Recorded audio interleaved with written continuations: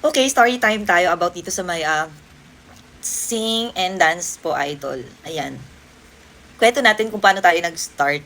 Kasi nag-post ako sa Facebook. Nagtanong ako kung meron sa kayong question or challenge na gusto ipagawa sa akin.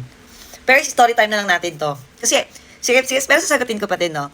Yes po, nagsising and dance po ako before. Ngayon, ikakwento ko siya kung paano nag-start.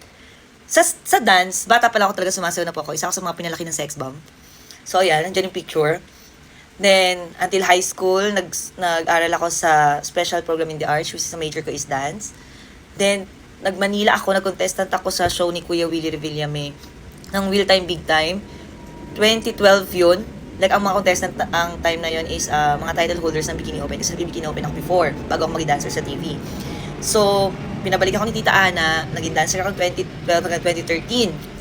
And then, nung natapos yung contract ni Kuya Will sa 2013 sa TV5, napunta naman ako ng girl group which is Bell House. Yun ang girl group namin is Sassy Girls. Pakita ko rin yung picture. Titignan ko kung may video pa. Pero for sure maraming picture. Kung may mga nakakaalala sa inyo. Ayan. So bago ako mag-PBA, nag-Sassy Girls muna ako. Nag-girl group muna ang lola nyo. Nag-sing and dance. So marami na rin kami napag-showan. Like halos buong Pilipinas na rin kasi more on kami, fiestas, corporate. Tapos nakapag-front act na rin kami sa ibang bansa like Japan. Yan, mga ganyan. So, yun, after, no, nakapag-release din kami ng song sa Spotify, nandun yun. We Be Like, Bang Bang, tsaka Shiwa Kare. Meron yan sa YouTube na music video. Yung Bang Bang to Your Heart, tsaka We Be Like. Pwede nyo panoorin. Share ko yung link.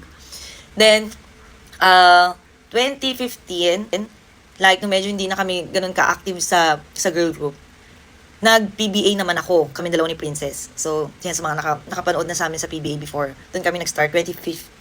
I think 2015 or 2016 yun. Hindi ako sure, pero mga ganon, yung time na yun. Tapos, yan, until tuloy-tuloy na, then tuloy-tuloy yung PBA hanggang sa nag-pandemic. So, yun,